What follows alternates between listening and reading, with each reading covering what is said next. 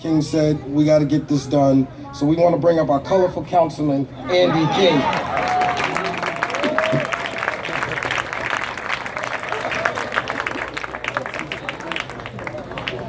Well, thank you for the color, my brother.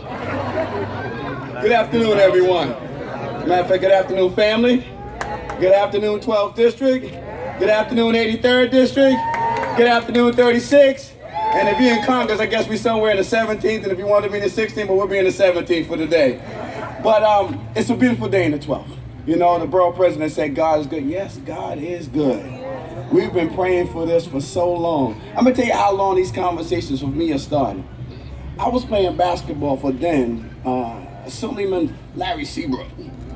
And he started talking, we gonna build it. King, we gonna build this. We gonna build a center for y'all. And we gonna build it. And I said, okay. And we gonna use that Grand Union that's right there on Bronx Street. Y'all remember the Grand Union, right? Yep. Now that goes back a while when I had afro and some of us were slimmer.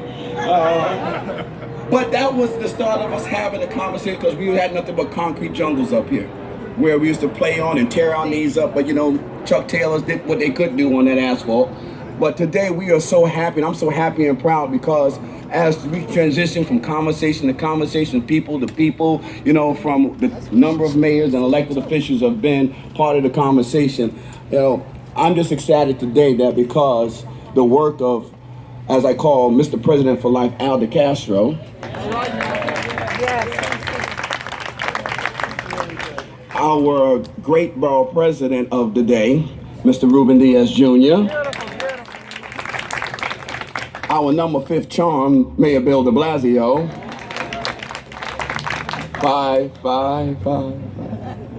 But all of these individuals with the leadership of our speaker, because I remember 10 years ago when I was still working with the Bronx Youth Empowerment Program, and those North Bronx conversations used to happen all around at these little schools. All of us coming together, Shirley and Al DeCastro and you know, Jesse Collins and everybody else from Suze and everybody else is coming together, you know, just to, how do we make sure that our children have access to opportunities and being able to exercise at the same time. For those of you who don't know, our district is the only district that doesn't have a dedicated youth center YMCA Boys and Girls Club.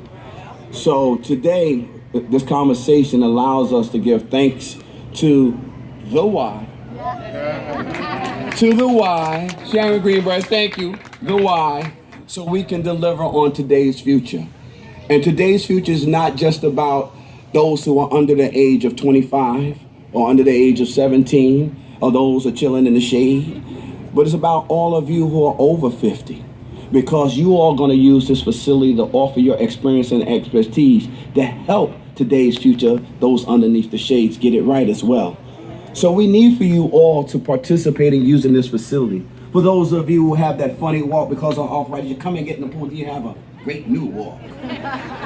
For those of you who are trying to strengthen up those biceps, you can come on out here to the gym and strengthen up those biceps. And for those of us who just need some exercise for our lungs, or just come outside and enjoy the breeze of all this green space that we have out here. The North Bronx represents something great, and we are that greatness here today. So my colorful brother from the 83rd, Mr. Speaker, if you allow me to just say to you, I am grateful because there have been a lot of conversations, and I'm glad for Mr. Borough President, Mr. Mayor. I am glad that since both of us grew up in this neighborhood, our legacy would say, what if people look back and say, what if our elected officials delivered? They can look at Carl Hasty, the Speaker of the State Assembly, and their current councilman say, hey, they did something. We can see what they did. And I'm grateful to be in leadership at this time today. God bless. Thank you, Watt.